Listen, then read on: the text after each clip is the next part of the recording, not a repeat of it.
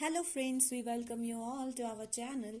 So today we are going to discuss some of the historical experiments that were done by different scientists in order to get the structure of the antibodies. So first we will discuss three most important experiments that were done by different scientists.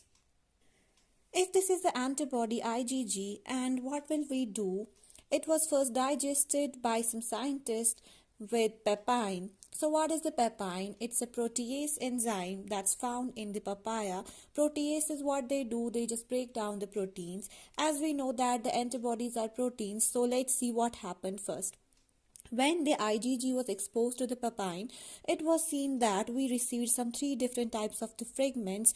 These two fragments were known as the FAB region, and this one fraction of this one fragment was known as the FAC region. So when they checked the molecular weight, they saw these were 45 kilodalton, this was also 45 kilodalton, and it was known as the FAB region because here antibody binding activity was present. But this region, FAC region, that's the fragment crystallizable, this region didn't show any antibody binding activity. This was the first experiment that was done, and due to this experiment we got to know that we have some different types of the regions present, and they have somehow the antibody binding activity, and some regions don't have that activity. Now let's come to our next experiment. For the next experiment, what they did, they again took the immunoglobulin G and they treated it with the pepsin. Pepsin, we know it's again a proteolytic enzyme that's usually present in our body.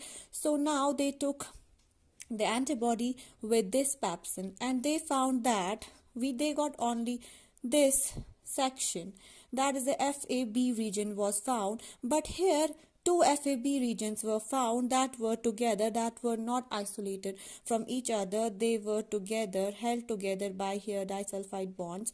So the rest of the region, that's the FAC region, it was not there. It was just present there in the form of the small fragments. So we can say the pepsin digested this FAC region. Now the third experiment was done, and in third experiment what was done, that this IgG was exposed to mercaptoethanol. So what is mercaptoethanol? What it does, it breaks the disulfide bonds. So what will happen when we will treat the antibody with the mercaptoethanol? Here is a disulfide bond present, that means it just breaks down. Here is another disulfide bond, it also breaks here, and in between the heavy chains is again disulfide bonds, it will also break these bonds. So what we get is one heavy chain of 50 kilodalton, another heavy chain of the 50 kilodalton, one light chain of 22 kilodalton, and another light chain of 22 kilodaltons. So in this way, little bit idea was elucidated about the structure of the antibodies. Let's see now the next experiment. Another experiment was done on the multiple myeloma cells. Myeloma cells, these are the cancerous plasma cells, and some antibodies were taken from these and then they were analyzed. Let's first see the difference between the normal plasma cell and the myeloma cells. What normal plasma cells do, as we know, they secrete the antibodies, but they will secrete antibodies in response to the antigen. Antigens are required for the activation so that plasma cell will start secreting the antibodies. Moreover, they will secrete the antibodies of only one specific type, and that too for the limited period of the time.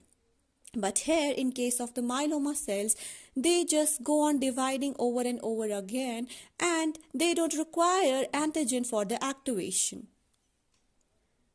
These myeloma cells, it has been found that they secrete 95% of the serum immunoglobulins. Moreover, they also secrete light chains, but that too in excess amount, and these were first discovered in the urine of some myeloma patients, and they were known as Bandstones of the proteins. They were given the name of Bandstones of the proteins. So what are Bandstones of proteins? These are the excessively secreted light chains in the urine of the myeloma patient. So this is the Bandstones of protein. Just remember this name because we are going to study about it more in the further lecture. And these myeloma cells, they are not just, they don't only are produced in the humans, they can be occur in some other animals, for example the mice. In order to know more about the antibodies, we require a lot of antibodies, and for the production of the antibodies, there was some experiment done. What was done, that the mineral oil was injected in the peritoneal cavity of the mice, due to what clones of the malignant plasma were produced, and these were known as the plasmacytomas, and we can also name them as MOPCs, that is the mineral oil induction of plasmacytomas. And these secrete immunoglobulins, and these immunoglobulins are used for the research purpose. As we already know that in antibodies we have heavy chains, we have light chains. So further sequencing was done, and it was done separately for the light chain and for the heavy chain. First we will study about the sequencing of the light chain. After that we will just study about the sequencing of the heavy chain. So sequencing was done separately for the light chain and for the heavy chain, and both sequencing revealed some different things. So light chain sequencing revealed about the constant and the variable regions, whereas the heavy chain sequencing revealed about the different varieties of the heavy chains. So what was done, if we will talk about the light chain sequencing, Bandstones proteins that were isolated, that we already know are present in the urine of the myeloma patients. So different samples were taken, different individuals, just from the different individuals we collected the Bandstones proteins. After that sequencing was done. What is the sequencing? Sequencing is simply just a process of identifying the arrangement of the amino acids in some proteins. So sequencing was done, and then comparison was made between different Bandstones proteins. Different individuals were used, hence we had different samples of the Bandstones of the proteins. Then when sequencing was done of the individual sample, then all the results were compared together, and what was found, that the N-terminal half of the chain consists of 100 to 110 amino acids, and their variation was found. Most of the variation was there found, that there might be some different amino acid sequences when it was compared with some other different Bandstone proteins. So we call it as the V region. Whereas the half of the molecule, apart from that 110 amino acid from the N-terminal, remained constant. There was not that much of the change, so we call it as the constant region. Also, many differences were found in the sequences of the amino acids of the light chain. Hence, we have the two classes of the light chains. One is the kappa chain, another is the lambda chain. Lambda chain is further subdivided into three different subtypes on the basis of the minor differences in the amino acid sequences.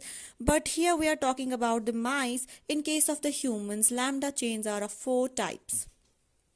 Let's now see that in case of the humans, 60% of the light chain is kappa, whereas 40% of the light chains are lambda. Now we will talk about the mice. There 95% of the light chain comprises of the kappa, whereas the 5% of the light chain comprises of the lambda. So we can say that out of kappa and lambda, most commonly found light chain is of the kappa, right? Now, this is very important. One antibody molecule can possess only light chains of one type, either kappa kappa, either lambda lambda, but not kappa and lambda. Never kappa and lambda can never be found. So this is very important. Let's have a look at the heavy chain sequencing. Let's see how heavy chain sequencing was performed. For heavy chain sequencing, the several myeloma proteins were collected and they were reduced with the help of the mercaptoethanol, and then they were alkylated. After that, what was done, that the heavy chains were separated by gel filtration, and a denaturing solvent was used for the purpose. Then comparison was made between the different myeloma proteins, the sequences of the different myeloma proteins, and it was found similar to the light chain, that we have two types of the regions, that is the variable region and the constant region. But here something different was found. For the light chain sequencing, we found we had two types of the light chains, kappa and the lambda. But here, in case of the heavy chain sequencing, it was found that the constant region was further subdivided into the another 5 different types of the heavy constant regions. We had 5 different types of the constant regions. So one was named as the mu, this was named delta, this was gamma, epsilon, and alpha. So these were known as the isotypes. We can say that the 5 constant regions of the heavy chain are known as the isotypes. So on the basis of these different types of the constant regions, we have different classes of the antibodies. Let's first see the length. If we compare the length between the gamma, alpha, and delta, it was 330 amino acids. For when we saw the length of the mu and the epsilon, it was 440 amino acids. Let's now see the different classes that we have made classification of the antibodies on the basis of the different types of the constant regions of the heavy chain.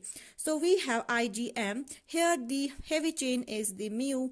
IgG, heavy chain is the gamma. IgA, heavy chain is the alpha. IgD, heavy chain is the delta, and IgE, where heavy chain is the epsilon.